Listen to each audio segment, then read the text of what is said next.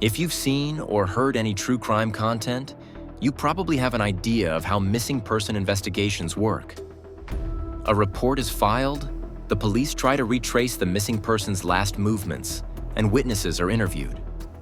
But what if none of that happens? How can something like that even happen?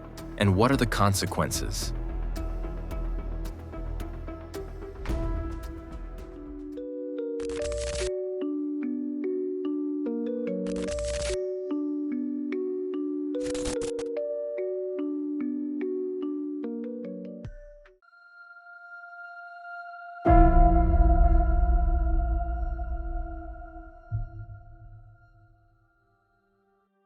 It is October 24th, 2015. 18-year-old Ebby Steppach spends most of this Saturday on the couch. She's visiting her grandparents and watching one episode of SpongeBob after another. Ebby is pretty exhausted. She was at a party the night before. It is not until after dinner that Ebby leaves the house. She and her grandparents drive to TCBY, an American fast food chain. The three of them eat frozen yogurt together. Ebby recognizes one of the employees, as her grandfather later recalls. Maybe he's one of her new friends. A month earlier, Ebby started her senior year at a new high school. She not only changed schools, but also her place of residence. Since the summer, she no longer lives with her parents, but with her brother Trevor. And she works at a Foot Locker store in Little Rock. So, a new school, a new place to live, and a new job. Abby's parents say that looking back, this summer was the moment when everything changed. After breaking up with her last boyfriend, Ebby was determined to change schools. Starting her senior year was not a bad time to do so, which is why her parents did not object. However, she had a difficult start there, and after a few weeks, her parents were informed that Ebby was often skipping school. Her parents also mentioned that she had made some bad new friends, whom they had never met in person. Since changing schools and moving out, Ebby has become withdrawn. She only stays in regular contact with her old friend Danielle. The week before the party, Ebby sleeps at her house several nights, except for the night after the party on October 23rd to 24th. Maybe Ebby's grandparents already noticed that something is wrong that day, and that what is troubling Ebby on this day goes far beyond a normal hangover. Because the party the night before turned into a nightmare for Ebby.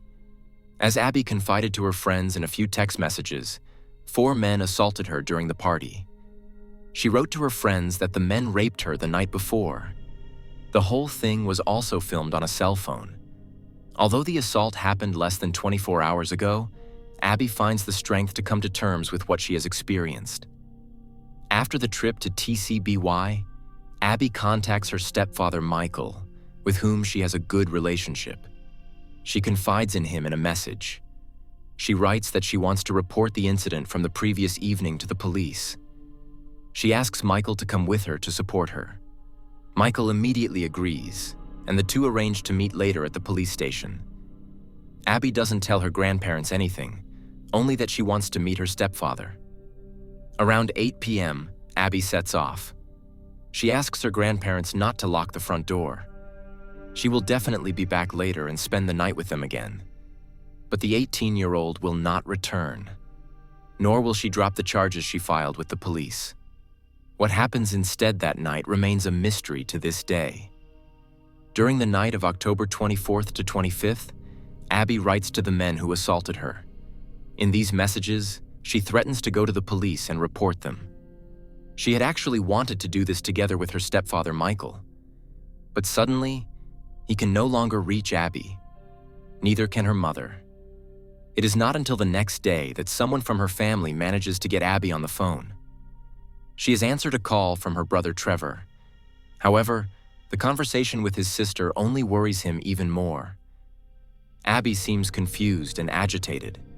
What she says simply doesn't make sense. Trevor asks if she's alone. Ebby doesn't answer. Instead, she says she's in her car right in front of Trevor's house. Trevor immediately runs to the window to check. But there is no one there. No car, no Ebby.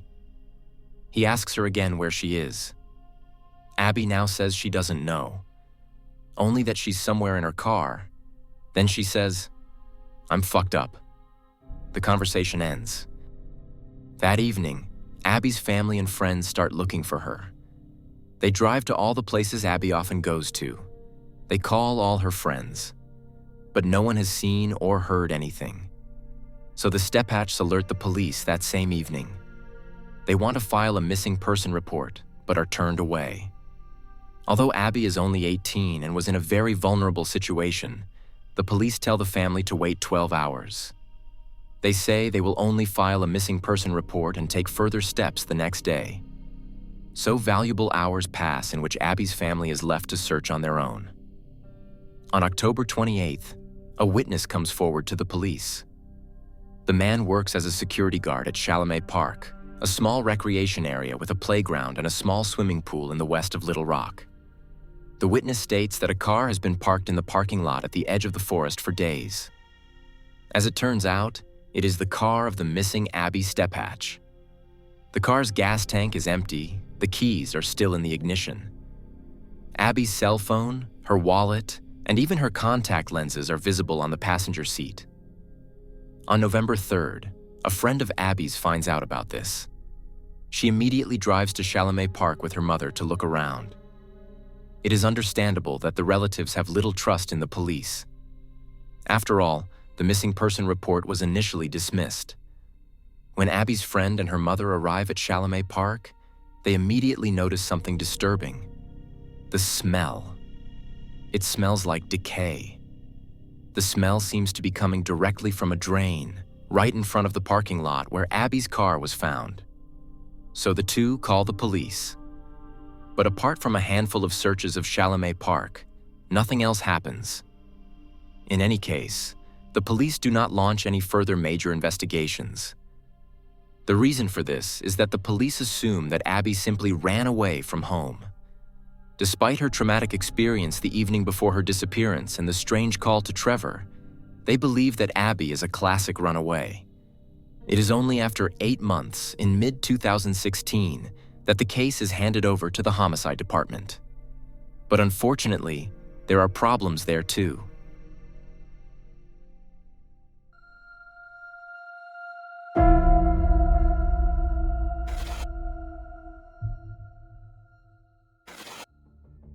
Abby's grandparents are only questioned by the police a year and a half after their granddaughter's disappearance.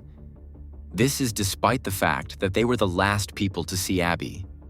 Her best friend Danielle was never questioned at all, even though Abby spent most of the days before her disappearance with her. The investigation does not seem to be proceeding in an exemplary manner in other respects either. In fact, it is not proceeding at all. That is why Abby's parents hire a private detective named Monty. When Monty calls the security guard who found Abby's car again, he is completely surprised. He says that this is the first time since his witness report that anyone has contacted him about the matter.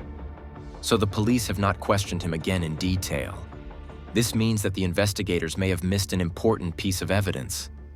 The security guard tells Monty that Abby's car had been parked in the same parking lot a few times before.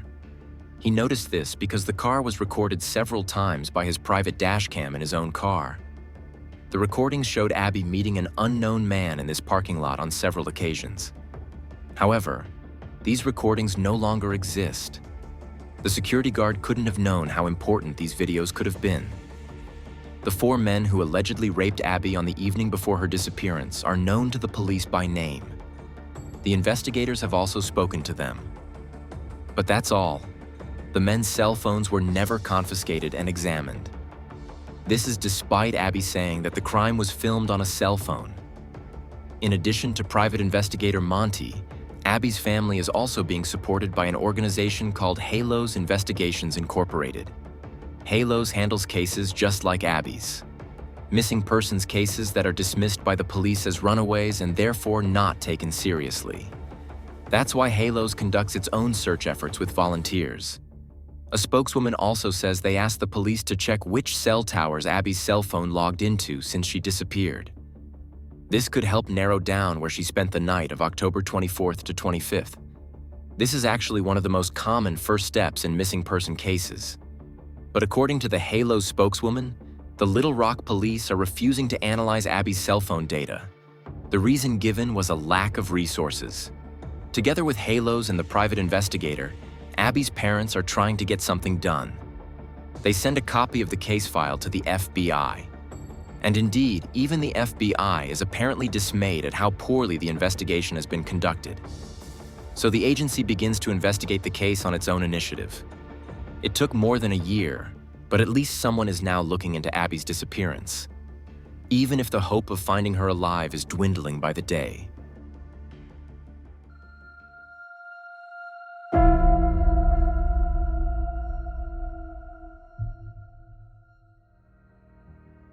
For the first time, Abby's parents have a permanent contact person among the investigators. They are in almost daily contact with him. In May 2018, he takes another close look around Chalamet Park. He also notices the drain from which Abby's mother's friend claims to have smelled a foul odor at the time. When the drain is opened, a short ladder appears. This leads to a series of narrow tunnels that run under the road. The new chief investigator orders a thorough investigation of this sewage system. This had never been done in the 2.5 years since Abby's disappearance. Unfortunately, the emergency services don't have to search for long. Ebby Steppach's body has been lying under the road in this sewage tunnel for 2.5 years. The smell of decay that Abby's friend and her mother noticed at the drain at the time probably really did come from Abby's body. If the police had checked the pipe system immediately after receiving the tip from her mother, Abby's body could have been found just days after her disappearance. Now, in May 2018, only her skeleton remains. If her body had been found at the end of October 2015, it would probably have been possible to determine the cause of death. Now it is not only unclear how Abby died, but also how she got into the sewer tunnel in the first place. Was she dumped there by her killer? Or did she perhaps crawl into the tunnel herself to hide from someone? That is actually unlikely, because it would have been very difficult to close the stone manhole cover properly without attracting attention. The only plausible explanation is the 4 men who abused Abby the day before she disappeared. But as already mentioned, not even her cell phone data was ever examined by the police. None of the 4 men ever faced any consequences for the abuse Abby accused them of. And that's despite the fact that they are all known to the police by name. Unfortunately, we can only speculate about this case. Abby wrote to several of the men that she was going to go to the police. Perhaps one or more of the men saw red and wanted to silence Abby. But even so, there are still many unanswered questions. What was Abby doing after 8 p.m. on October 24th, when she was supposed to meet her stepfather at the police station? Did someone intercept her outside the police station? And if so, where and with whom did Abby spend the night of October 24th to 25th? She must have been alone for at least a short time on the afternoon of October 25th. She called her brother Trevor and said she was sitting alone in her car. However, she sounded confused and disoriented during the call. Is it possible that Abby voluntarily or involuntarily took drugs that night and was therefore so confused? Either way, it's obvious that someone must know what happened to Abby. Unfortunately, no one has broken their silence to date. And this was made possible in part by the poor work of the Little Rock police. Incidentally, Abby herself tried to call the police directly on the evening of October 24th, before she wanted to go to the station with Michael. At least that's what 2 phone calls in her call history show. There are 2 calls, each about a minute long, listed to the Little Rock police station. The station knows nothing about these calls. They say that no call from a young woman named Abby was received that evening. It is always difficult to discuss cases where the investigation has gone so obviously wrong as in Abby's case. It just makes you feel even worse than you already do. It's important to remember that the vast majority of crimes of this kind are solved, and quickly. But it's just tragic to see how differently the Ebby Steppach case could have turned out if her disappearance had been taken seriously from the start. After watching this video, do you have a theory about what might have happened? The 2 calls from Abby's cell phone to the police make the whole thing even stranger. Of course, it's possible that she simply had no reception and the calls were dropped. But the fact that the police don't want to know anything about it is still pretty weird.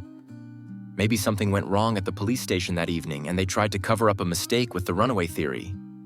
Or maybe we should take a look at who the 4 men are and who their fathers are. But of course, that's just speculation. You can tell that you get very emotional in a case like this. In any case, I'm looking forward to reading your thoughts. By the way, you're also supporting the channel. Any interaction increases the likelihood that the video will be recommended to people who haven't subscribed to Insolito yet. Thank you in advance. Other than that, there's not much more to say. I wish you a good morning, afternoon, or evening, depending on when you're watching the video, and hope to see you again in the next video. Until then, bye everyone.